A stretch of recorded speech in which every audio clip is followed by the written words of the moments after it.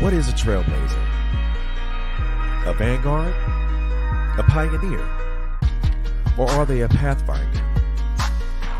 Well, a trailblazer is all those things, and so much more. Welcome to Trailblazers Radio, a unique podcast platform that speaks on a multitude of subjects. Our goal is to educate, edify, and entertain. We are unafraid to open those closeted doors, and no matter what, we tell it like it is. Period.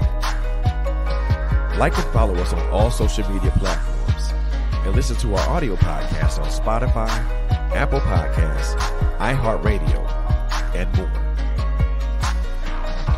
Tune in, kick back, and vibe out with us.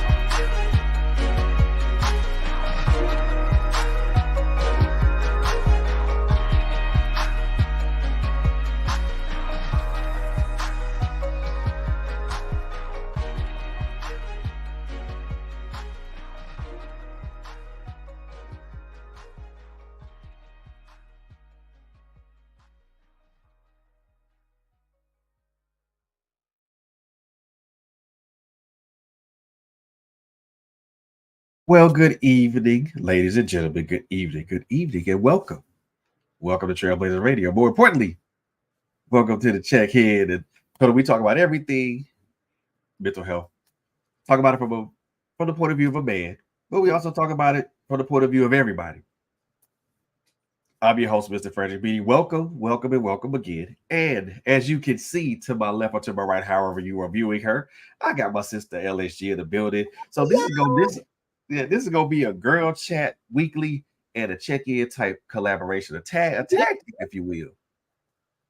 Yeah. Because we talked about some things and we wanted to tag team on some things. So yeah.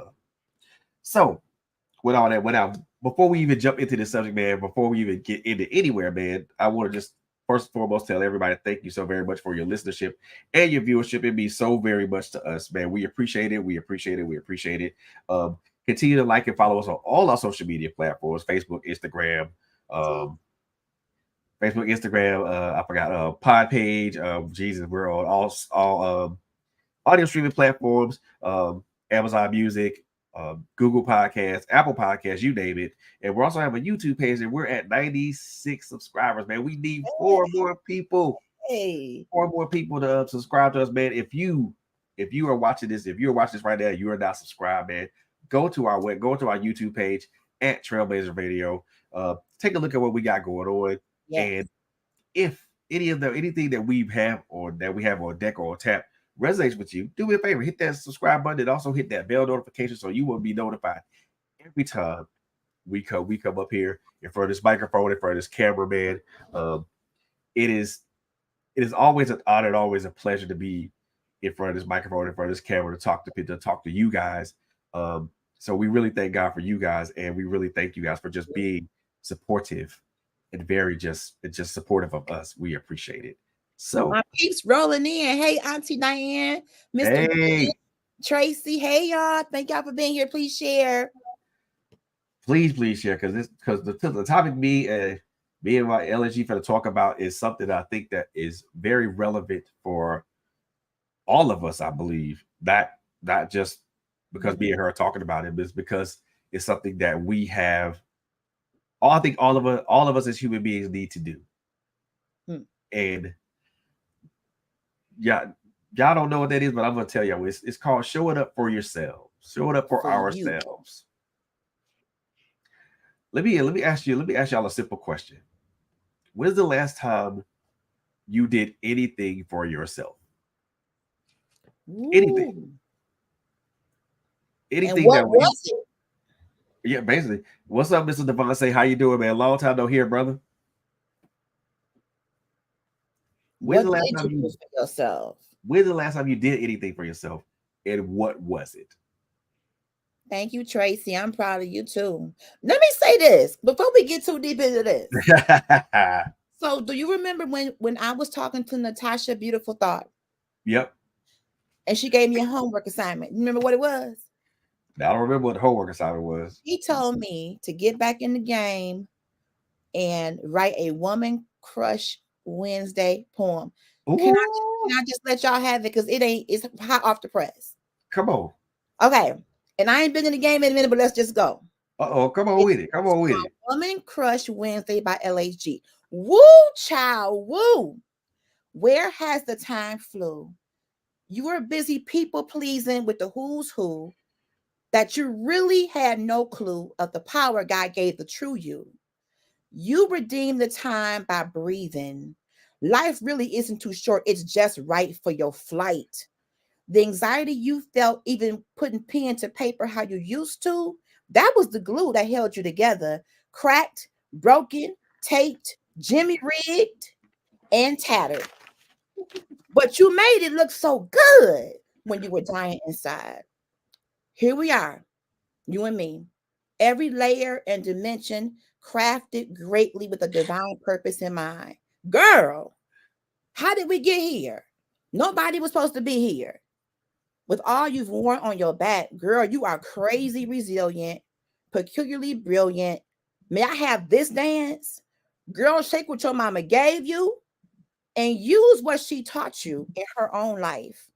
What she couldn't say to your face, the Holy Spirit revealed to your heart. Child, we are all feeling heavy in this parenting plight.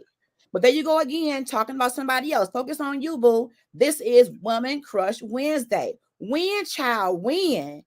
In the stretched out skin that you are in, girl, bring it in. Woosah, deep breath. You still here, still standing. Knee highs acting like anklets. They are so weak, but here you are, ready, willing, present, locked, loaded, steady, set, no more regrets, fully invested, tried and tested. Where confidence well. It's so becoming when you send defeat to hell. Still in this moment, boldly declare, yes, I will. Woman, you crush everything in your own way. So finally, I showed up for LHG today. That's it. Ooh, Bro, I've been out the game. that don't sound like it. I did it. That don't sound like it. I gotta tag my sister because she really encouraged me to do that. That, Man, that don't sound like you been out the game though. bro, I'm talking years. That don't sound Like like out the years. game like that. Woo. I'll there no rust detected. Wow. Thank you, brother. No rust detected. I appreciate that. I appreciate Look it. here. Felt good. It felt good. I've done stuff like for church events and different events, but as far as just sitting down and just freestyling something like that, it's been a minute. I got to get back into it. And I show up for me by doing the things that make me happy. All triggers aren't bad. Right. Poetry is a positive trigger for me. It triggers creative juices that might have been lying dormant for a minute. It triggers my confidence level. Every trigger isn't a negative emotional response. Some things are pleasure points. That's You right. show up for you when you find out what's your happy place. Many of us may not even remember what it was like to do something we used to love to do back. You might love to skate. Back in the day, skating was real big in the 80s and 90s. You Still might is. have been a beatboxer, you might have been a hip hop, you Yeah. had a rap group, you know, Mellow Yellow and Definitely Black. My cousins had a rap group. listen. My Mellow step, yellow and my definitely black. stepbrother and my cousin. My stepbrother is high yellow and my cousin is black. So I called them Mellow Yellow and Definitely Black. Wow, that's And they crazy. used to sit under the street light and just make rhymes up. I mean, Look, what floats your boat? that's it. And the reason that we're talking about this is because too many of us don't show up for ourselves. We show up for everybody else. Whew. We show up for our various family members. We Yes. show up for our our friends. The ones Yes. that are the friends that we choose to show up for. We show up for our coworkers. Mm-hmm. We even show up for the people in play and we even show up for the people that we fellowship with in places of worship. And get this, brother. Not only do we show up early. Very much so. Some of us come in cutting the lights on for other people. The level of commitment that we have shown, and I'm not saying that's a bad thing, but we put so much extra energy into everybody else's dreams sometimes that ours gets pushed further and further back in the archives of our mind, out of sight, out of mind. We show up cutting lights on, getting things started. Some of us have become professional helpers. We are the armor bearers of life for Yep. everybody. But when it comes to you, Yep. We don't show up for ourselves because we're too busy showing up for everybody else. We're giving everybody else our time, our energy, our we're lending those people our skills. wow. Whether those skills are something that we've learned or that we most of the time it's skills that we've learned or skills that we've acquired. Right. So we're giving up our time, our energy, our skills, our money, if it's Yes. applicable. Yes. And then you give up so much when you give to other people. And again, we're not saying that doing that is a bad thing, because it's totally not a bad thing. We're done in the right spirit. We're done in the right context. Because you can Not show up for under people. duress. Not under duress. When you show up for people in the proper way, like, hey, I'm Yes. here, I want to help. I'm here to help. Yeah. That's showing up for people in the right way. Or, hey, I'm here. What do you need? What do you need from me? Because a lot of us show up for people in that manner, but a lot of us don't show up. We show up for people in the other manner too, not necessarily under duress, but we do it. We show up for people out of obligation. Ooh, and in some cases, there may be obligations, Right. parental obligations. Right. You have aging parent obligations. Right. There are certain things that you have to do, but even in that, like for example, caregivers, people who are constantly taking care of a loved one to the point that they are now getting sick or not even having a break, that's a dangerous place mentally and physically. Yep. You need a village. I mean, if do. you're in a family where you're the only one taking care of mama, but you got 18 siblings, something right with that. Something not right with that. No, it's not right. And right. I have a friend that's taking care of her grand, that's taking care of that, that's taking care of her grandmother right now, but her sister don't do jack. That ain't right. And again, we're not saying that showing up for other people is a bad thing, because it's not. Because I strongly believe that in this world that we live in, those types of interpersonal connections are necessary. Indeed. So we have to be able to be there for people. But what happens when we're there for people so much that when it's time for us to relax, release, and replenish, and restore and renew, we can't do it. And we don't have the energy or the inclination or the motivation to do it. When you show up for people all the time, I'm wondering, and I'm going on a limb here, what are you doing for their own skill? Are you crippling them at times? Are there cases where you show up so much, you save the day, you Captain Save America every day? What does that do for the muscles that make them want to say, I can do it this time? That's a good question. And the answer would depend largely on the person that you ask that question to. So the answer is not going to be, you won't get the same answer every time. So the answer is very, very subjective. If you ask me that question, my answer is going to be, well, if I show I've been here for you, but then and I've given you the tools to manage.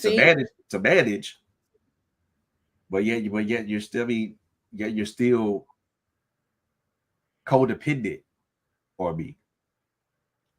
That Right. at times that can become an issue. That can And become a that can problem. happen in many different arenas. I can see that happening in a corporate sense, Right. where you're a leader and you have a person on your team that just they have to have you over them all the time.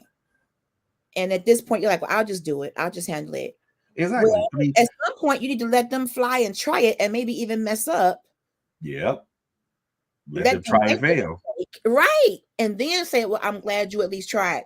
Now let's talk about a better way of doing it. Because me Yep. coming and doing it for you every time is not fair to me, and it really ain't fair to you. How do you learn? How do you grow? How do you develop if I'm gonna come over there and hit the button for you every time?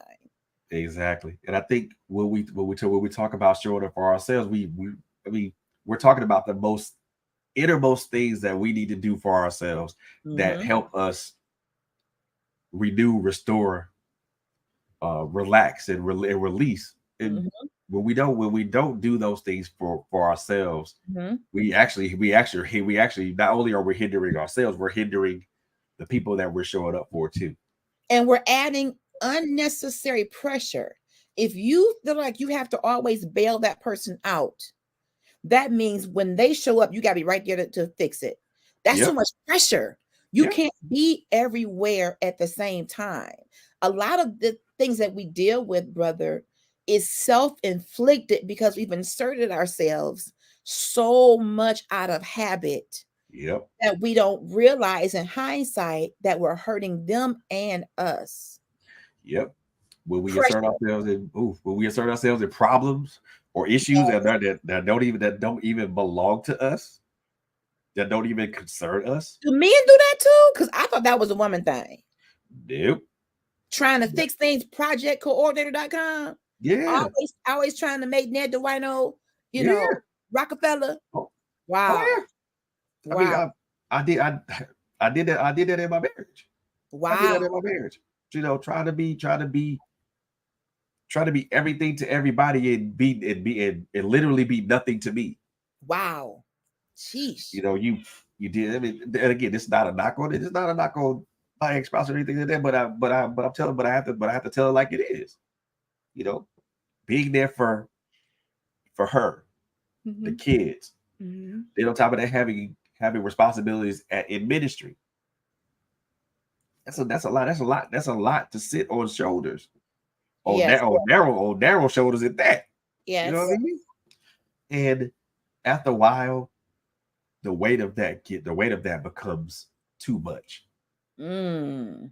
And now you find yourself breaking down physically, breaking down emotionally, Mm-hmm. breaking down spiritually Okay.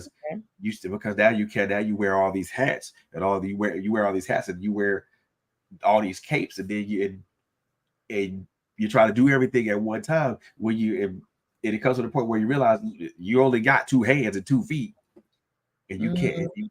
It got to the point with me where I can't fix the world. But And I'm when like, you make a decision, though, as a man, by the way, brothers, follow Man Cave Conversations because y'all need a outlet too. yes, sir. If you were to say to your family, which y'all probably don't hardly ever do, y'all just keep going. But at what point do you say, family, I need help? I've been We pulling don't. weight. I have been trying to be the best husband, best father, and I love y'all. I thank God for y'all, but I need to do this differently because I'm in a place where I'm fragile Uh huh. and I don't want to pull all the way back, but I need to start getting some more support from you in some way. Or can you help me determine what you can take off the load in some way? Showing up for you would mean a conversation, wouldn't it? It would be. I mean, it did. I'm gonna tell y'all right now. What we're talking about is not male specific. It's not gender specific because Right. these things True. happen to both men and women. And and trust me, Yes. everything that we're talking about is it applies to both the male and females because again, just because I'm describing the situation that I experienced there's a woman that experienced that too. That has experienced being overburdened, Yes, been there. overburdened with a lot of things, with a lot of stuff, and Yeah, then you're trying to be Captain Save the whole every world. the galaxy. Yep, and then when they come with it, at the end of the day, you can't save yourself because you don't have the energy, you don't have the inclination, you don't have the motivation to even save yourself or even get up to have to cook to fix you a bowl of cereal in the morning, or you don't have the inclination to even eat a peanut butter and jelly sandwich at night, or you don't even have the motivation to want to go to bed and get rest, That is a proper rest. breeding ground. That's a breeding ground for anxiety and depression. Hey, Sister Rhonda, It thanks is. for popping through. If you are at a place that sounds like burnout, okay, and it can be very dangerous. And Yep, I feel as though if you don't say something, but you just start doing less, that can even be a trouble spot.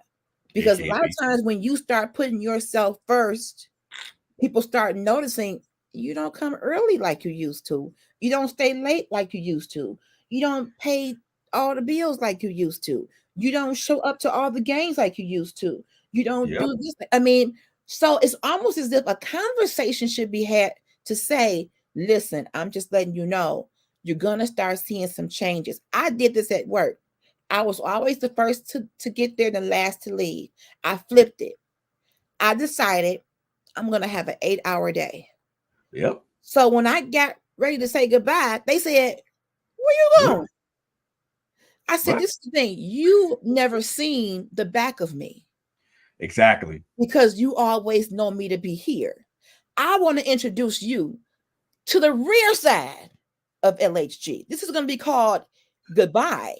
Yep. Don't call me in the car. I come in before y'all. Why am I leaving after y'all? Exactly. Okay, this is me. You see the front of this right here? Guess what? You're gonna see See? the back of this. Exactly. So when you start doing that, be prepared because some of us have taught people that we are invincible and we're not. So when you Ooh, start realizing that that was a lie to begin with, and you start taking your lunch, hello, somebody, yep, getting up out that seat and taking a break, hello, somebody, because you are entitled to that per the labor laws of this particular country. yep, Okay. No matter what kind of job you do, I don't care how busy you are, you need to disconnect from some at some point. I didn't do it and I regret it now. yep, I did not do that and I'm in therapy now. exactly. And if I did eat, I was at my desk, I'm moving, I'm typing and I'm eating. I don't want to bother you while you're eating. Then don't. Then don't.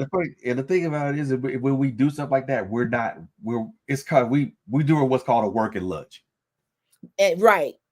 and But it ain't fair. yeah, and taking the lunches and breaks are supposed to be those times where you disconnect and It's remove yourself bad. from that. It's a You know, reset. It's yeah, a reset. Otherwise, you are at that desk 7 a.m. to 7 p.m. yeah. When I start getting to know the cleaning crew that Oh clean at man, night, that's when people were like, we're not supposed to know you, ma'am. nope. You You know ain't us, supposed to be you know us here. facts. We over here just kicking it and talking and he on. But when you do that, when you make up in your mind, whether it's in a relationship or in a corporate setting or in business, to show up for you, be prepared for the fallout. Oh yes. Because Oh yeah. people have to now get unaccustomed to you being there all the time. And they're going to have an attitude in most cases. Oh yeah. Let them, because now you got They're to not gonna like it. program them. They're not gonna like it. Minister Rhonda, I'm telling you, when you start to finally say, I deserve a break, I deserve a lunch, I deserve to reward myself, I'm taking every paid day off that you give me, dear company, because now they slick. They used to have it where PTO or vacation time and being sick time was different. Now it's Right. all one. It's all one bundle. So take all of it. Exactly. When January 1 hit and they give you 140 hours, go in and put a week here, a week there.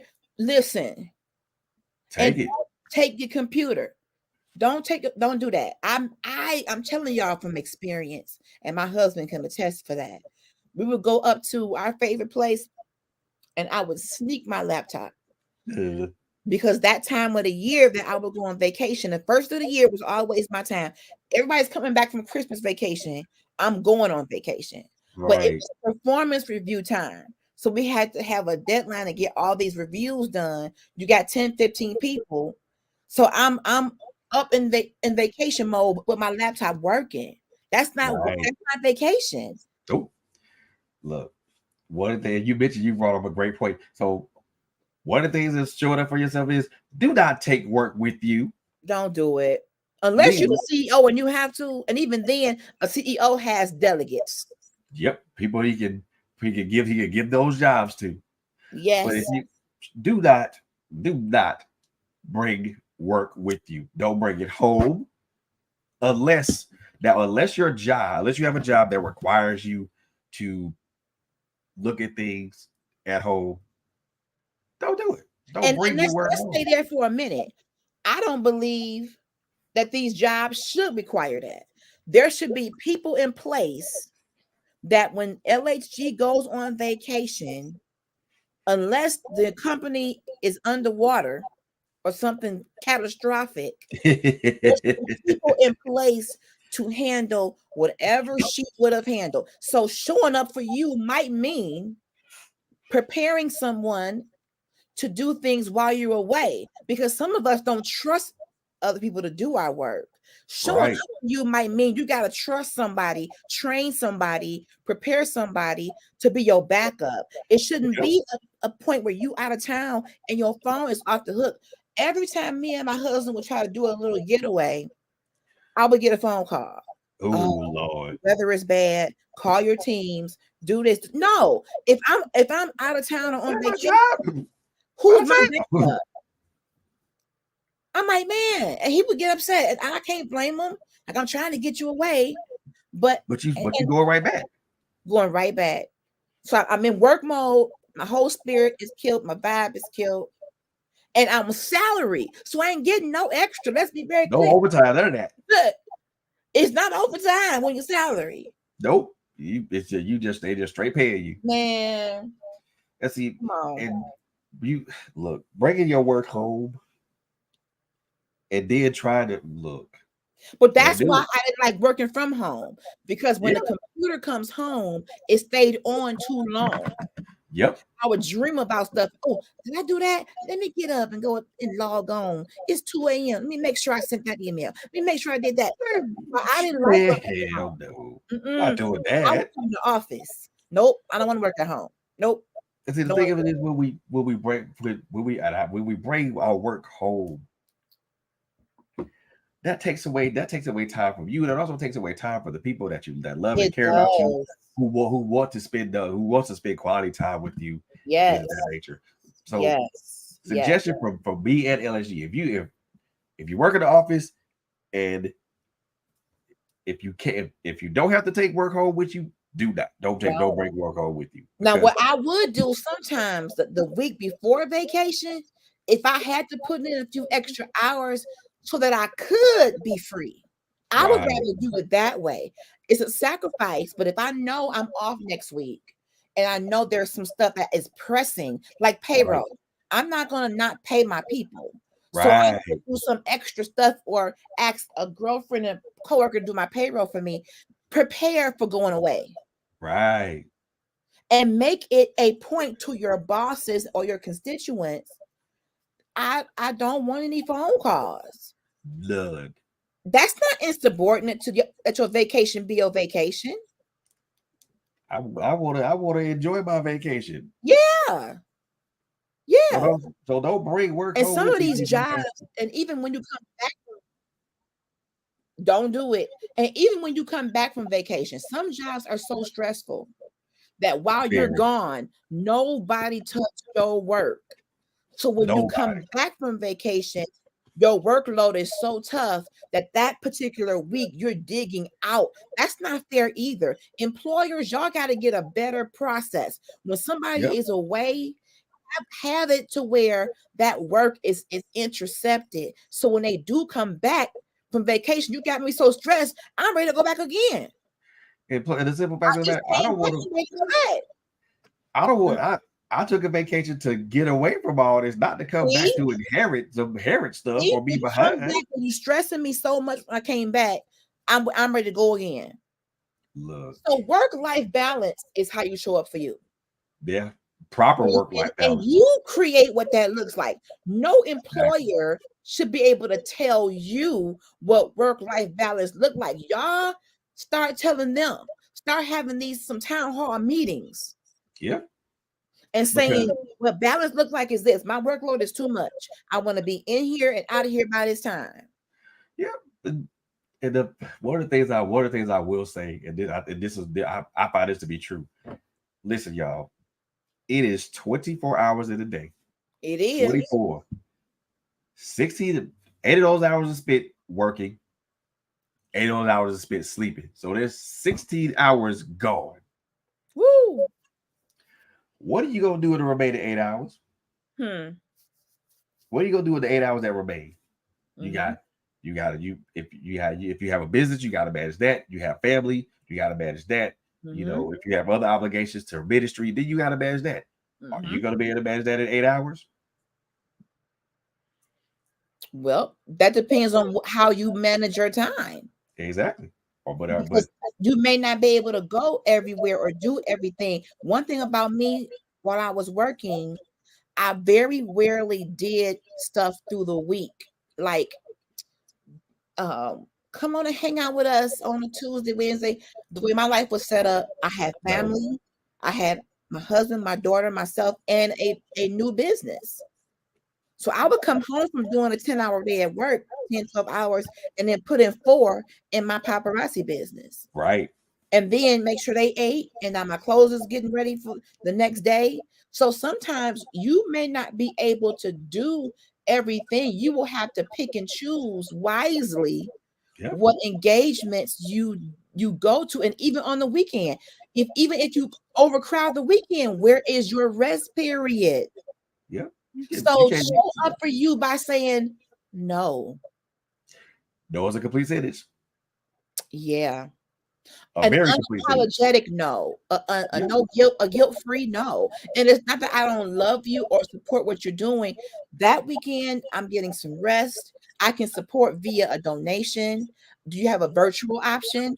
I need to log on for an hour or two. But as far as coming in person, unfortunately, I have my scheduled rest time. I'm not able to do that. Next time, keep me posted. I might be able to do it then. But this particular Saturday or whatever, I'm not able to do it. And case in point, one of my very dear sisters, who I love dearly, inboxed me and was like, LHG, you haven't seen me. I'm coming back. But just know this is what's going on. Keep doing what you're doing. Don't get discouraged. I have to pull out for right now because of blank. Right. So that was I'm not coming on, but keep going. I see you. Right. You may not see my face in the room, but I'm watching. I'm listening. Keep going, girl. Yep.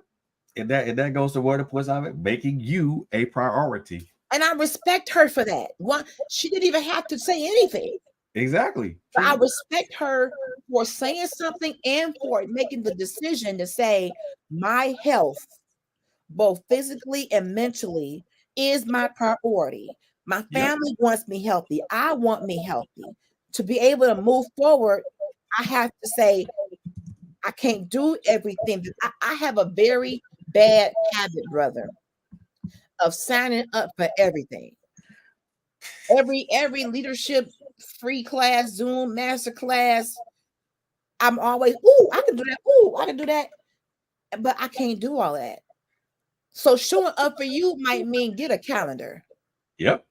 Get a calendar. And make some allotments for, okay, I got this time right here that's free, but this time right here is for me. And to my brothers and my sisters, take getaways by yourself. I don't care if you're married. Ain't nothing wrong with saying to your spouse, your girlfriend, whatever your life partner, whoever, I just need one night or 2 nights. I'm gonna go check in to so and so. I make sure home was good. I just need to hear from God. I need to be at peace and just do nothing. You can call me and check on me, but just give me a chance to have this moment alone to just reset. And we don't do that We need to because do that. most of the times we don't make ourselves a priority. We don't prioritize ourselves like we prioritize the people that we care about, or the people, Wow. or our places of employment, which comes about one of our talking points. Make you the priority. Yes. With it leads up to the question I asked earlier. When's the last time you done anything for yourself? Took yourself out to eat, took a walk in the park somewhere. Better yet, went somewhere, sat down and had a Hey, cup of brother. coffee with yourself. You know what I'm saying? What's up, bro? How's it going?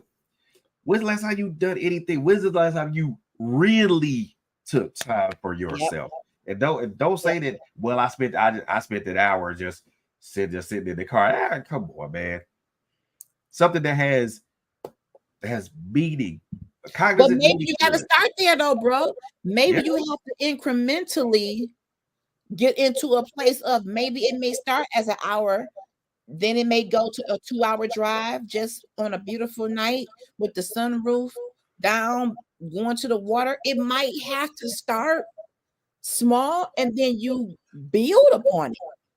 You might have to. yeah. But I mean, but my thing is this. This is one thing I'm gonna stress. Okay. Even if it's an hour, take it. Take it. Don't sit there and be like, "Well, I don't got the time to do Mm. this. I don't got the time to do that." Baby, it's 24 hours a day. You And can let me spare tell an you, hour. my girlfriend has a book. Shout out to Kayo Shonda about self-care. And it talks about giving yourself 24 minutes a day. Do you know how hard that was? Because she had us to kind of pilot it out first. Yep. And I was like, girl, I missed my 24 minutes. 24, I couldn't even carve out 24 minutes. Every moment of the day was full. When I go to work, I can't even get out my car good. Somebody like, I got a question. Can I get into the office and put my purse down? Hold on 1 second. I got a question. To the time I walk out the door, it's on and popping. You get home, you're cooking. You gotta, I'm going live for the business. I'm praying over the sisters. I'm doing it. It was everything. Everything was full the whole day. I Yep. couldn't even take 24 minutes. And I had to regroup. I had to. Rhonda says, just start. You have to just do it. You can't think about it too long. You have to just say, nope, nope. Yep. I have to do it. Whether it's an hour, half hour, whatever that looks like, you got to do it. And Cedric, let me tell you something. That mindfulness thing, thank God for therapy. I never knew what mindfulness was, or even just, and it's so simple. I started opening up my front door to listen to the sounds of the morning, the birds, the leaves. And I would take my chair and put it on I didn't really have a porch per se. I would take my chair and put it on the little landing and just sit there and take deep breaths. That's another thing. It has been proven with scientific data that our breathing is shallow. We're not even breathing deeply enough. YouTube box breathing. The reason why some of us get anxious and have headaches and have these moments of so just tension, part of it is is our breathing isn't going deep enough. It's super shallow. When I get scared, my breathing gets shallow. When I get overwhelmed, my breathing gets shallow. Just having meditation. Now be careful with that. I know some of y'all Christians don't like the word meditation. I ain't talking about worshiping no devil. Nothing. I'm just saying sitting still, whether you have worship music playing, whether you have something soft playing, it's a bringing it in moment where you're breathing deeply and you're not distracted by so much. And even in the meditation part, I was still doing work. I'm supposed to be meditating, Lord Jesus. But that come to tell you we got too much going on. Yep. And again, for us to be busy and busy like that, Yes, we're, brother. it help. We're not supposed to be so overburdened with stuff like that. We look we overburden ourselves because we choose to do so. And you can't even do what brother says. You can't even focus and be in the moment because your mind is 3 hours away. Yep. That is dangerous. When you can't even carve out enough time to sit still. And let me tell you this, even in that hour that you're in your car, phone just steady ringing. Don't answer it unless they say 911, because that's not even a private time when your phone keep jumping. Right. That phone, I mean, just look at it and be like, oh, This is my hour. And This is even my on top of that, the other thing that I do, find the peak time for you to where you're gonna be able to have that hour to do or whatever time you allot for yourself to do what it is. For me, my best peak time is usually because right now I'm not working. It's usually somewhere around 1, 2 o'clock, or sometime around 3 or so. That's what I do. My peak time is when I go downstairs, and it's me, my boxing gloves, those 4 bags. Yes, sis. Put that phone on do not disturb. I've done that at night because I don't know. Let me say this, and no offense to anybody out there in the world, but y'all don't sleep. My phone is dinging and pinging and blinging at 2, 3 in the morning. Girl, this and this. Child, it's 2 in the morning. Why are we having this discussion at 2 in the morning? Clearly, America, we're not sleeping. Can we talk about guilty? I'm guilty of that too. In the morning, please. But I do that too. If I wake up at 3 in the morning, I'm just gonna be honest. It's me too. I'm gonna go on my phone and see who responded to my jury post. Oh, I made some money, and thank you for your purchase. I'm guilty of it too. Right. And what happens is when you pick that phone up, y'all, the blue light from the phone makes you not be able to fall back to sleep. My therapist told me, don't even put the phone in your room at night. Charge it up in another room. Now, mind you, some of us got parents, kids. I know that's hard to do. Right. But she suggested, if you can't do this, to not even put it in the bed. That way it's not even there. Your bedroom shouldn't even have a dang on TV in it. Oops. That's what she said. Oops. The bedroom is supposed to be for rest. I'm just saying what my therapist told me. I put it on do not disturb because my husband will grab my phone and turn. Minister Rhonda, thank God for your husband. Evidently, you need to just have a moment. We have gotten so tied to these devices. Yep, but devices, but also we're also tethered to each other. Wow. We're tethered to the responsibilities that we have towards each other. Wow. Yeah. We're tethered to ministry. We're tethered to the friendships. Now, I'm not saying tethered in a bad way. Okay. But what I mean by tethered, but I will say this as a disclaimer: we are tethered to something. True. Each and every last one of us.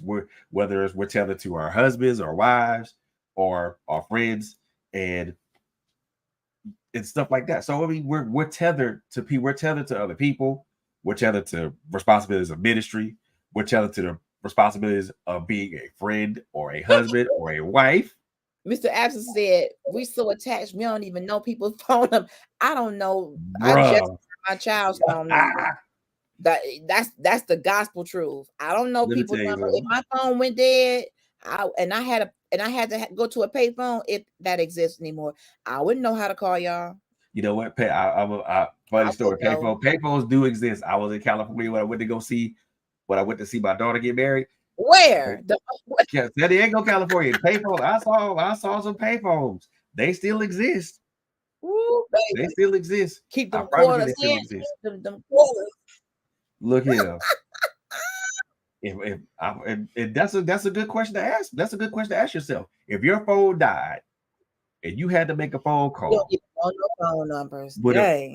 would you be able to go to a payphone and make a phone call to somebody that was important to you?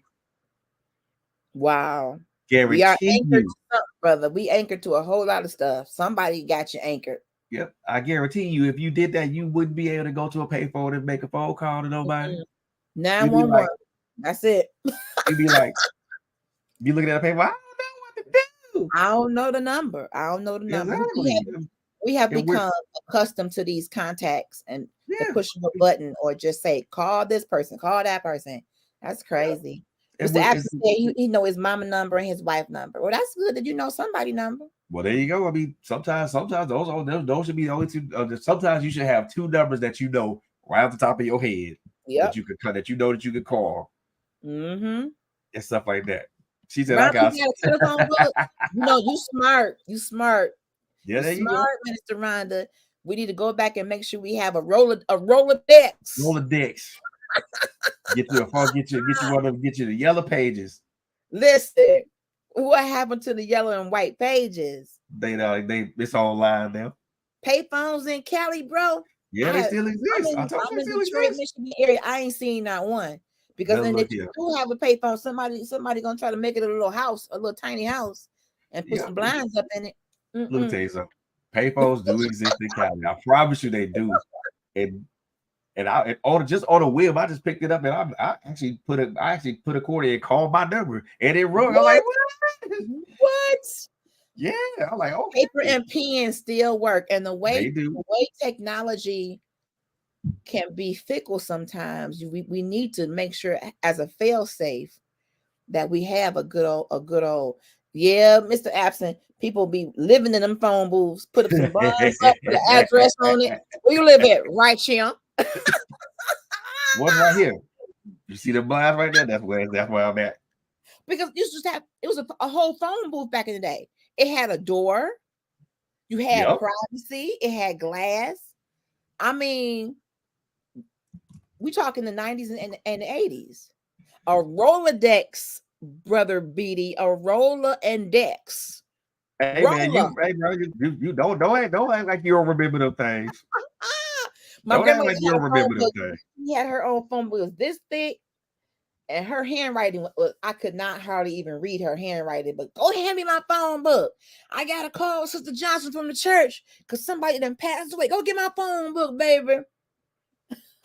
You can pick up that big old thing. Like, what in the hell is this?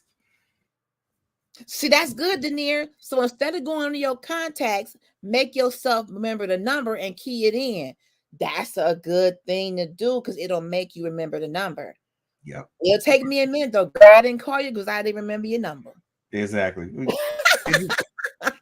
All this goes back to making yourself a priority, man. Because again, we're so priority. We're so tied to so much stuff. Yeah. We can't. I mean, like I said, for me, that buffer time for me is between 1 and 3. And I get down there with the gloves and flip that thing. Woo! Y'all cutting up in here. Look, Lord have mercy. Canary yellow. The canary yellow one. Okay. The kitchen one that hung on the wall. Who grandmama had one of them? You got to go. It wasn't no call waiting. Nope. Okay. So if the line was busy, you just got to keep calling. It is. You have to pull that thing all the way around. You know my number, sis. Oh, she said she know my number. Look, you got to pull that thing all the way around. You won't. Don't mess it up. You got to start all over. Oh Lord, I got to start over. I got to pick up. Dang. Look here. I remember them rotary. Oh my God, it's like man. That's old school. Y'all old. Is this the 50 and up club? Yes. Is this the orthopedic version of check in? Yeah, it might be that. Is this the AARP group? Yeah, it's the AARP group. It's the AARP group here today. I mean, but we are. But you know what else though? When is the last time? Yes, we telling our age. When is the last time that you pulled up a good movie, like an old school house party, crush grooving with some popcorn and just sat back and just had a nostalgic moment. Yep. That's why I love old school music. That's why I love stuff from back in the day. Because the stressors of today take a back seat to how we felt back then. Life was easier. We had one bill, that was the pager bill. I ain't had no cell phone to call you, but I had me $8.17 pager bill. Okay, you could page me, and then when I get home off the bus, I'll call you. That may be tomorrow or later on tonight. Senior discount. Yeah, buddy. Really, you cut up. And then she said, you said pages, Lord have mercy. We had a whole page. Listen, in Detroit, 7 Mile was nothing but hair salons and pager companies. We got our hair done and went and paid our pager bill. Thought I was doing something. Ain't have no phone to call nobody. No phone. So how I show up for me, I sit down and I watch 5 Heartbeats.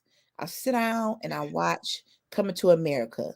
Yep. And I crack up like it's the first time I've ever seen it. Those are the things that I can do for me. Yep. Taking time out of your, who's that? Who had a Sky Pager? Me. Sky Pager. Me. Skytel, Skynet. Me. I had one of them. I thought I was shit. I ain't going. I thought I was. We all did, and they came in different colors. What? And then I look. Yep. And then I had one. Look, I had that, but did I upgrade to the alphanumeric one?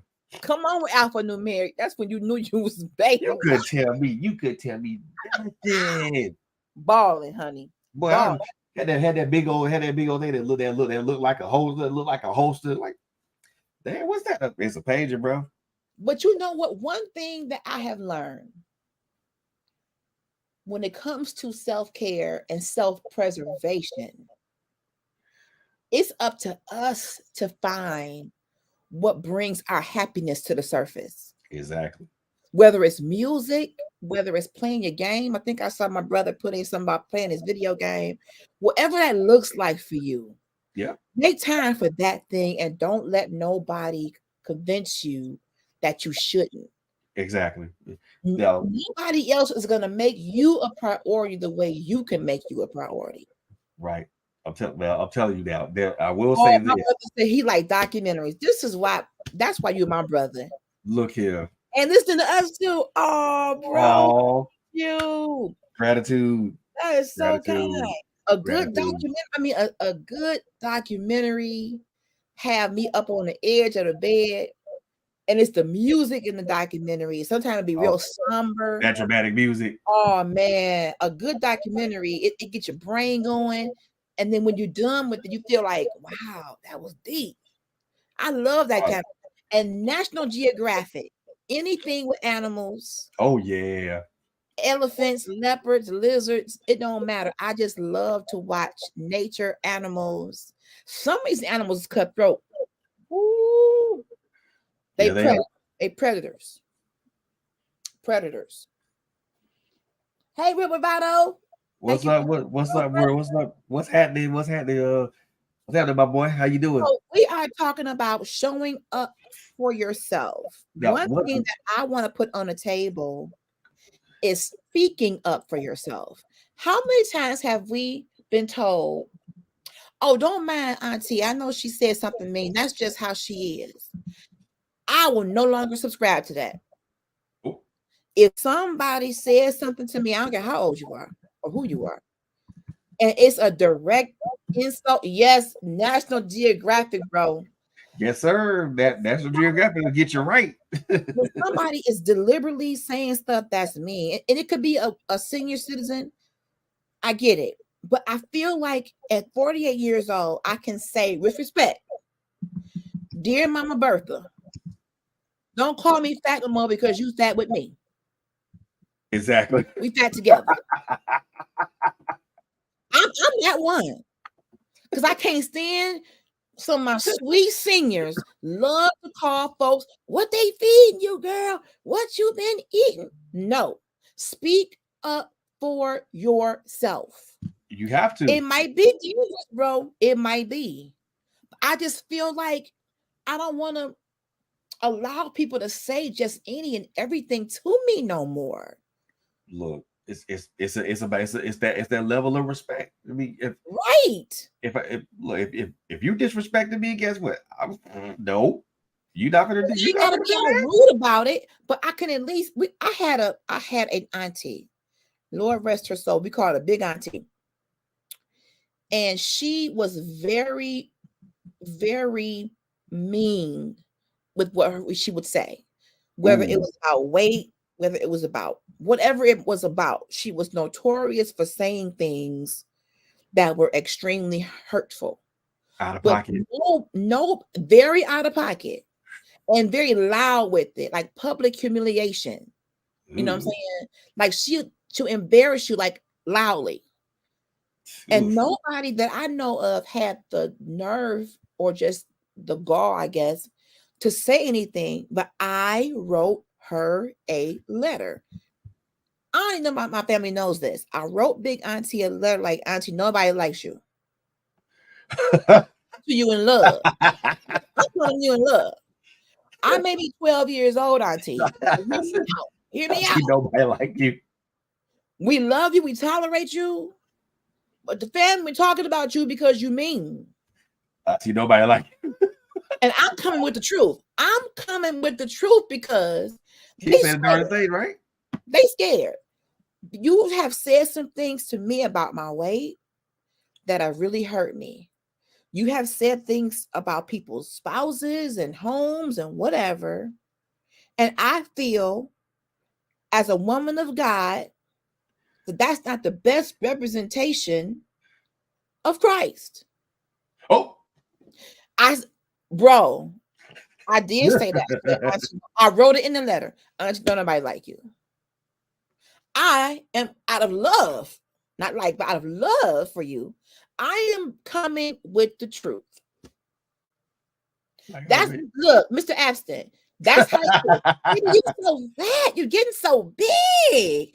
What you, girl, you ain't gonna be able to walk. Girl, you just job of the hut. What's going on with you? and the thing about it is they don't realize that is very, very Why don't they disingenuous. realize that? It is Why? hurtful. You I can't. calling me fat? Look, you calling me fat? I can't. Like I don't damn know that myself. And if it wasn't fat, it was the dark skin. Girl, Like I don't don't go know back that home. myself. I look in the mirror every day. You've been in the sun so much, girl. You can't get no blacker. Who says that about people? Hey, church boy, my brother is in the house. Listen, but brother Beatty, I was trying to say to my auntie, nobody is having this discussion with you, but they're having it with each other. Now, fast forward, she had no biological children, but she had what she called spiritual children. Right. But the spiritual kids got offended so much that when she got sick on her deathbed, none of them showed up because she had hurt them. That's what happens. So I would rather say to you now while you're alive, Auntie, Nobody like you. nobody likes you. I love you. I want to fix this so that when the Lord calls you home on that sweet by and by, you don't die alone. And she died alone. It was one person by her side when she died, and that was my mama. My mama. My mama had issues with her because she had treated my grandmother, her sister, very badly. I put that in the letter. The reason why mama don't like you is you treated her mama, my grandmother, badly. Horribly.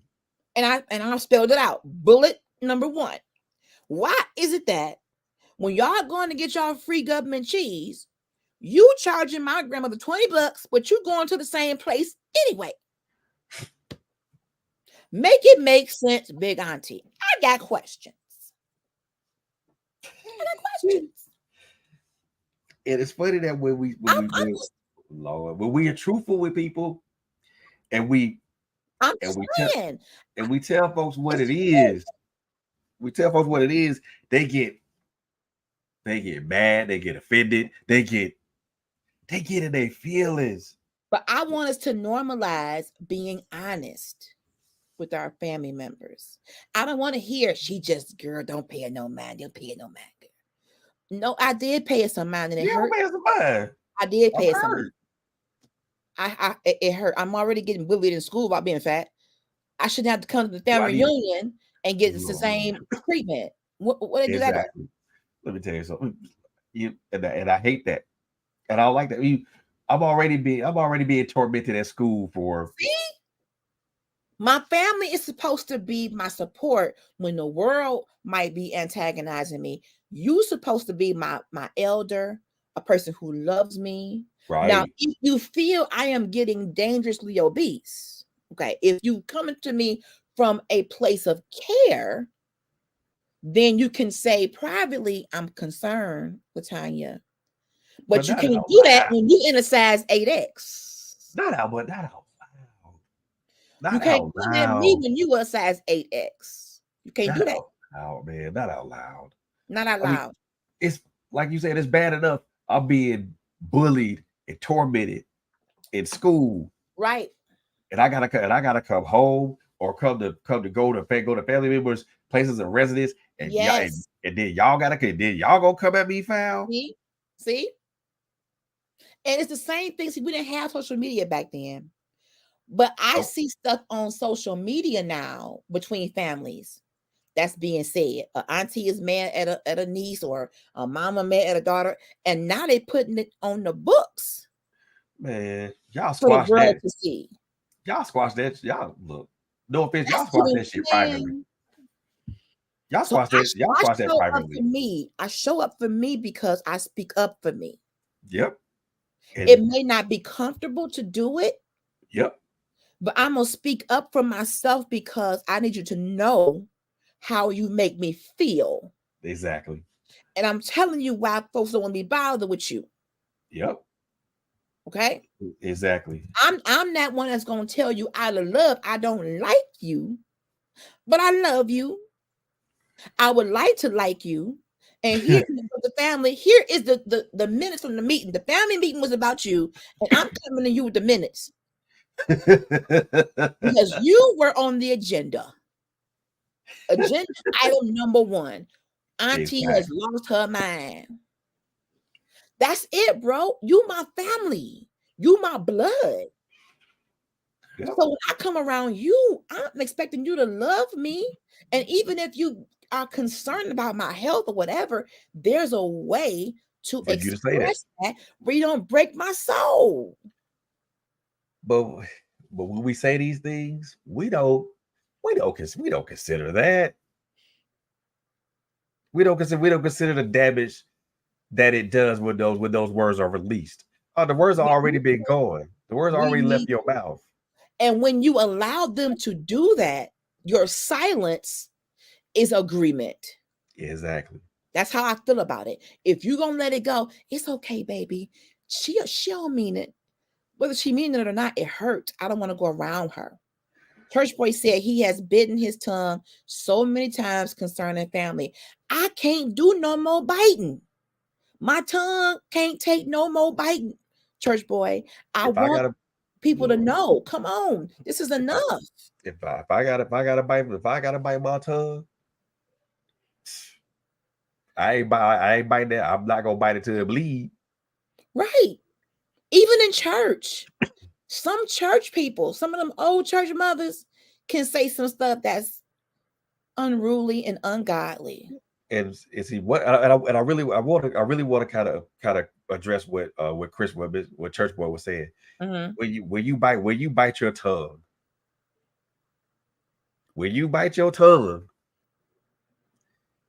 number 1, that's agreement, like LSG said. Number 2, you're not giving you and trust me, I see your comment, bro. I understand most of the times that you were a kid, so you couldn't really say nothing.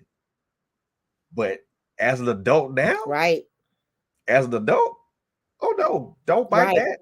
Do not bite, because I mean, people are gonna say what they gonna say, And the moment that you are silent and you don't say nothing, it's literally agreement. And as children in your formative years, and people say things to you about your appearance, or I had a discussion today with a friend of mine about something that his family member said to him over a number of years. We are the combination of our experiences from birth to present. That's it. So even though it could have happened so long ago, it could still be in your mind ruminating. It could still show up in how confident or lack of confidence, you are. It's not right. I just feel as though when you don't stand up for you, you give them permission to not stand up for you either. Be bold, not silent. I like that. I don't want to allow people to say stuff to me or do things to me that are insulting, and I accept that. That's not healthy. And then I may turn around and internalize that, and it shows up in other ways to other people. I want us to normalize saying what we mean in a respectful way. Meaning To what the we people say. who said it directly, one-on-one. Now, I didn't feel comfortable telling her that. That's why I wrote her the letter. She never mentioned it. She never told me. She never said anything about it. Who knows if she even read it or not? I got it off my chest. And out of all the spiritual children, I mean, in every state in the country, she had some spiritual child. This is my daughter. This is my son. Not one of them showed up when she died. Not one. What does that say about your life? If you spent 80-something years on the planet claiming you everybody's mama and everybody's auntie and everybody's whatever, but then when you get sick, they remember how you treated them and they don't show up when you are leaving here. That's heavy. See, and Chris said something Chris said something there. If he was at church a couple months ago, and the lady said something to him that really offended him, but he didn't say nothing because he taught to respect elders. Okay, let me just say something to that. If look, and this is my comment right here. So nah, bro, I'm gonna speak mine. Mm-hmm. I'm gonna speak mine. Mm-hmm. If it offends you, then oh well. I apologize. I'm not apologizing for speaking the truth. That's the one thing I think we think that if we say truth to somebody, or if we say what we feel to somebody, that they're gonna be offended. Well, they didn't care about offending you. That part. When they said it. Yes. But they didn't care about offending you when they said it. So if my retort offends you, oh well. And excuse my French, if it offends you, oh fucking well. I don't care. Because you didn't consider it offended. You didn't consider the fact that it offended me when you opened your mouth. Mm-hmm. Now, when I fix my mouth to say something back to you in response, mm-hmm. in truthful and respectful response, and I walk away and I walk away from you after I said my piece, it's cool. I'm done with it. Because you done said your piece, I done said my piece. At that point, it's done. Because you, like I said, you didn't fix your mouth. You didn't consider the fact that it would hurt me. Right. When you said it. When you spewed those words out your mouth. There you go. Now I'm not gonna. I am now with me. This is what some of us do. When we respond to things that offend us, we try our best to carefully consider the words that we choose to say. We carefully consider them. But for me, my mom says this all the time about me. What comes up comes out. And if it offends you, then I'm sorry and I ain't sorry, because my response is I'm speaking what I'm saying in response to what you Yeah, Let's address this. Chris. I get you, Let bro. I get you, I bro. get that to a point. I don't want to let it negatively affect me too deeply. But apart, in my opinion, bro, because I've heard that too. Let it roll off. I feel as though my boundaries that I set for myself and for other people, you can't come at me like that. Nope. Don't say this crazy stuff to me, and I'm supposed to just sit there and just nod. And a person's age isn't a license to just say any and everything to people. We gotta stop allowing that. Yep. If look here, Mm-mm. it ain't wrong. It ain't wrong Because off of me. You you're go older ahead. or you're my elder, that doesn't give you a right to hurt me. Nope. No. That don't give you free course to say what you want to say and to offend me and me not be affected by it or me not respond to it. And maybe because, and let me put this out there. Different generations are brought up different ways. Right. Maybe in the 20s and 30s, that's what they used to do.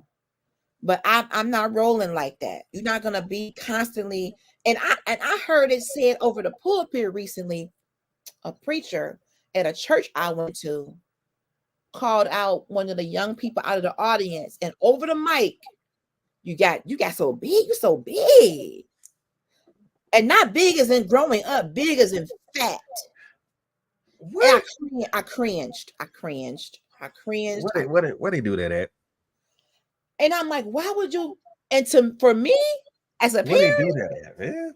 as a parent of that child, I would have had a meeting with that pastor.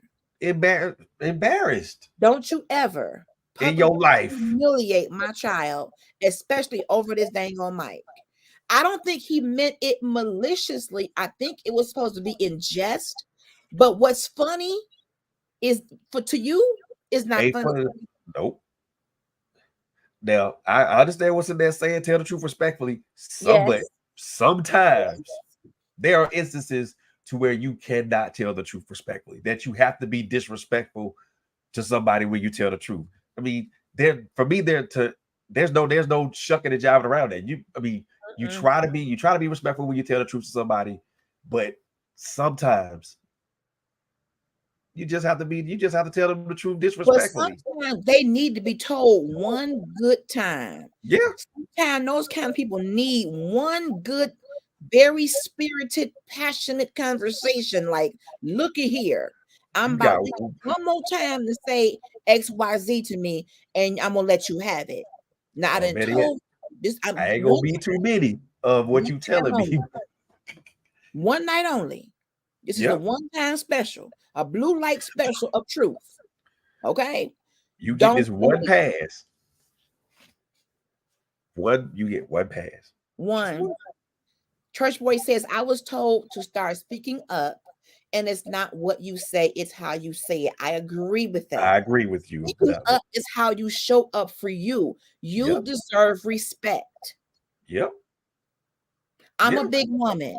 If I walk into a restaurant and somebody's kids start snickering at me because of my size, I'm gonna say something. What's so funny? I'm a big black woman. What? Yep. What the business is? What's the problem? And like you said, I mean, most of the times, like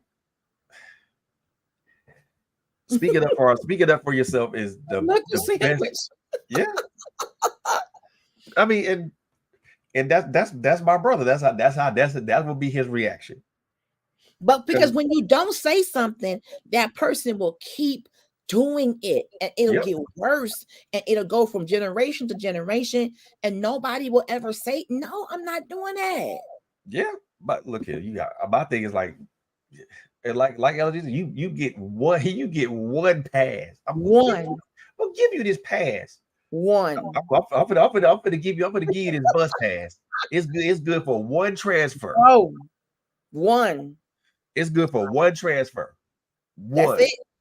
That's it. After that, you on your own. Because the minute you say something to me that I don't necessarily like, I mean, yeah, of course, that you give that person that one pass. Yes, you give them that pass out of respect for out of respect for that person who is a human being just like you. But next time, the pass expired, dude. You don't got on the bus. You done went to your one stop. You had your one transfer. One. Now at this point, all bets are off because Nope. I gave you your pass. You did not take the proper advantage of it. So now I gotta get you. And how you show up for you too. I don't care what you think of me no more. Nope. It's not my job to make you think a certain way about me or to please you or to make sure you're good with everything I say and do. I show up for me by being me unapologetically and realizing that I'm not for everybody. Everybody don't roll with LHG. I'm okay. I'm now becoming okay with that at 48. Ooh, girl, that I'm is not for everyone. you I'm better too loud. I'm too blunt. I'm too outspoken for some people. Girl, you better say that. Ooh, girl, I'm you better not say for that. everybody, and I'm okay with that. There is a population that will roll with me. I'm gonna focus on that population. You can't please everybody, y'all. You'll die trying. Yeah, because You'll die trying. look here, I'm sorry, but look, that's so powerful right there for you. Just what you just said. Most definitely got to let that breathe. I mean, Look at what your brother said. Come on, I, verbal artillery. look here.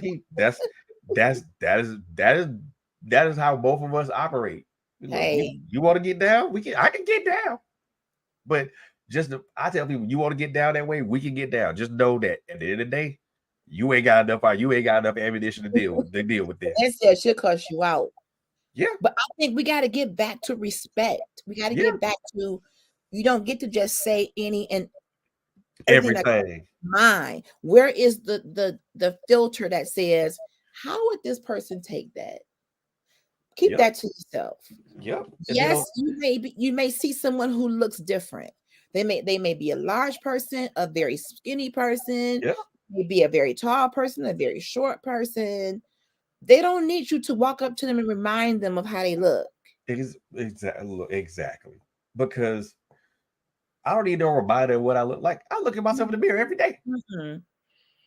And even children can be cruel. But parents, if you observe your child being cruel, check them before I do. Exactly. You best because if I get a hold to it and it ain't gonna be nice. But that comes into how people are parenting. If parents are at home talking about people and the kids are hearing it, they may think that that's acceptable to say in public. Very much acceptable. It's not acceptable to do that. It's not acceptable. You're gonna get hurt. Man, look here. She said, I told her. You got to be Sonette. Don't make me slap you. The word of God. I'm gonna pop you with the Bible. Yeah, Chris, I get you. You gotta be careful because it is some folks out there. There is some parents out there that will clap you. You're right. I'm learning how to, and in some cases, if I think it's gonna be some kind of showdown or some kind of East Side moment, I just I may just have to just if it's gonna be that type of moment, I'll bother. I'm gonna just I ain't trying to be on the news. Put my hands up, like you got it. I'm not even for the squabble with you. Because I think with me, I know that if it gets to that point, ooh, brother, temper your tongue, brother says. Yeah, life and death lie in the power of the tongue. It's definitely a weapon, bro. Yep. Man, look. Yep, you're right. You are right, church boy. I'm not all trying best, all best with that because the minute somebody parent want to get belligerent, you got it. You're right. Because I want to get home tonight. So I got a question for the brothers out there, since we got several brothers in the chat. What does self-love look like for a man? What does that look like for y'all? Well, I'll answer for me because again, the answers are probably going to be very, very going to be varied, and everything. It's going to be quite subjective. For me, self-love is waking up in the morning, speaking my affirmations, speaking my affirmations, praying. Gotta make sure I have to make sure I get that prayer in, talk to Yeah. my lady, talk to my lady, and we talked about it because we have our conversation. But also for me, is making sure that I'm okay in every aspect of my being, whether Oh. that's whether that's emotional, whether that's mental, whether that's spiritual, whether that's physical. Self love is something that encompasses a lot of things, Mm-hmm. and there's no really right or wrong answer to your question. To be honest with you, because everybody's answer is going to be different. For me, Mm-hmm. self love is about making sure that I am I'm okay and I'm stable in every area of my life. Now, does that and that requires me to try to maintain a sense of balance, some Mm. semblance of it. And I spoke about this on the podcast before. Us being in balance doesn't necessarily mean that we're here. We can be here, but as long as things are not like this or like that, then it's cool. But Mm-hmm. it's doing the things that we love, that we doing the things that I love, which is Mm. you know exercising, Mm-hmm. walking and being out in nature. And then, when I do have the time to, kind of jump into have maybe a time, maybe an hour or two, or maybe just maybe 30 minutes of, play a video game or watch anime. Those are things that I like doing. Those are things I like to do and I like to engage in. And That's for good. me, I try not to allow I try not to allow people to interfere in those things because um, ever since I started on this exercise journey, this journey of trying to get being a better person, period. It's from self love also means that there are going to be ups and downs in that journey, and that you're going to have to be able to deal with those ups and downs. You know, I said this before in a space that it's no also knowing that sometimes God will put your car or your ship in the shop Wow. to be refurbished, to be refitted, to be repaired. Mm-hmm. It does not mean that self-care doesn't stop because while you're in the midst of being repaired, while you're in the midst of being replenished and refreshed and restored and renewed, you're going through that healing process. Mm-hmm. And me and you, LG, we spoke on healing and rehabilitation. We did. Self love, and self-care is about healing and rehabilitation. Mm-hmm. Understanding that you go from the healing part to the rehabilitation part, and Mm-hmm. understanding that we transition from one to the next. It's not an automatic transition because it's not always an automatic transition. We have to kind of understand that we have to be, first of all, for me, it's always knowing that no matter what, in the back of my mind, regardless of what the situation is, what it look like, what it feel like, what it smell like, what it sound like, in the back of my mind, everything is gonna be all right. Right. Let me get back to brother. Now, brother Cedric, are you saying you like to do things for you? That's your form of self-love, bro? And Sonette said she had to be stopped by her aide in the store from hitting somebody with her scooter. Sonette, you and that scooter is lethal. Church Boy says, and I love this. I love myself some me. I don't let being a big man get me down. I walk around every day with a smile on my face, never wear a frown. I'm happy in the skin I'm in. Boy, That is amazing. amazing, Church Boy. huge. That's that right there. I am a large woman, and people tend to look at you in a certain way when you are large, as if that is a crippling of some sort. It is not. And it's not always the case. Um, that's deep. Brother Cedric says my self-love involves pouring into my family, taking care of my mental health, coming to grips with my combat trauma, huge, accepting things I can't change, and seeing wisdom in all things. Woo! Yes, Y'all, sir. y'all bringing it tonight. Yes, sir. And So, like I said, somebody and like says I it's said, self-peace that might take and anger. my anger It vote, starts with self-peace. it Yeah, do, it yeah. does. For me, You might like I anger said, some people. it But like, here's the thing: as men, you all as men, y'all, self-love is not, it has no gender. But I worry sometimes about the brothers because you live in a society where sometimes you are the hunted. Yep. You're misunderstood. Yep. You're stereotypically said to be aggressive, a thug. Yep. So how you counteract what the world says about you by telling yourself who you are in Christ. I love how brother was talking about how he pours into his family and he's taking care of his mental health, having trauma from combat. We talked about that too, didn't we, Fred? Yep, we did. I mean, that's a real thing. Yep. Yes, and that real men cry. And like to kind of piggyback off which one of the things that me and my brother, we talk a lot. You know, but me and my brother, we both were in the Navy at the same time. My brother was in a theater of combat. I was not. We both served doing Desert Shield, Desert Storm. My brother was the one in the theater of combat. I was not. My father served in my father and my uncle served in Nam. So when me and Cedric talk about these things, I don't look at that as like something that diminishes him. I look at it as this is a part of him.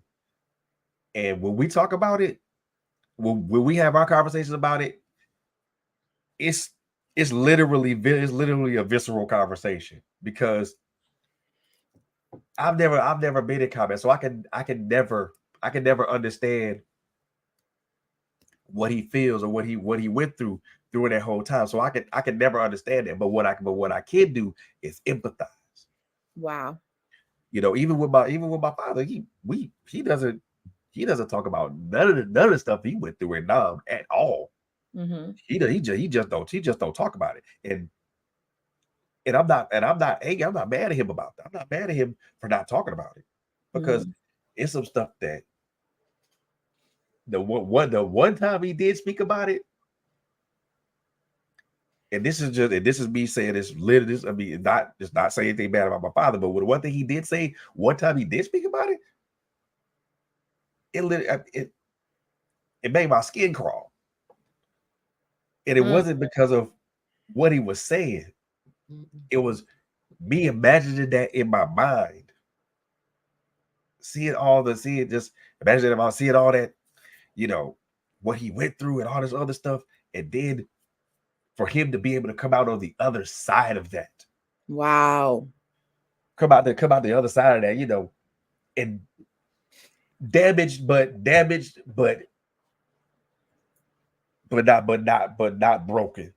Wow. And even now, I mean, he sees a therapist. My brother sees a therapist. It's one of the things I've learned with my brother and with my father is that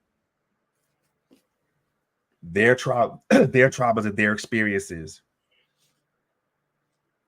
especially being combat veterans, are